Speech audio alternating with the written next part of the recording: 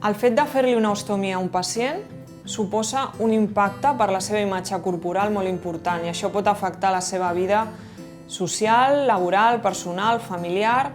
Per això és molt important que aquests pacients tinguin el suport i el seguiment de la seva infermera estomaterapeuta.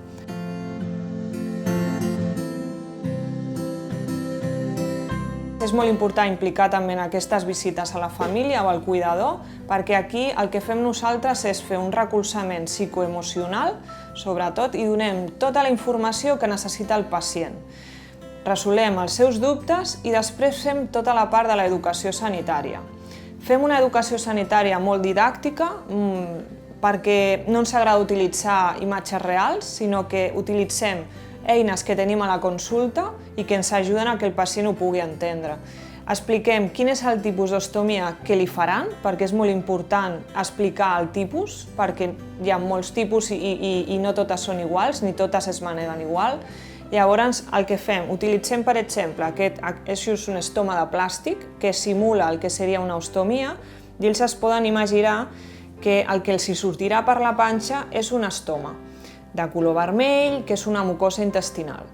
A partir d'aquí, el pacient ja comença a entendre què és una ostomia i, a part, quan tenen dubtes sobre el tipus d'intervenció quirúrgica que li han de fer o com es construeix aquest estoma, nosaltres utilitzem un suport gràfic que tenim amb uns esquemes on els dibuixem la intervenció quirúrgica.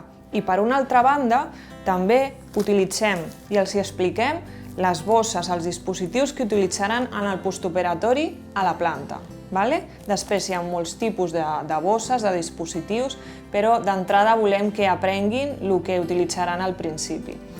Si és un estoma digestiu serà un tipus i si és un estoma urològic doncs serà un altre tipus. Per això és molt important afinar amb la informació.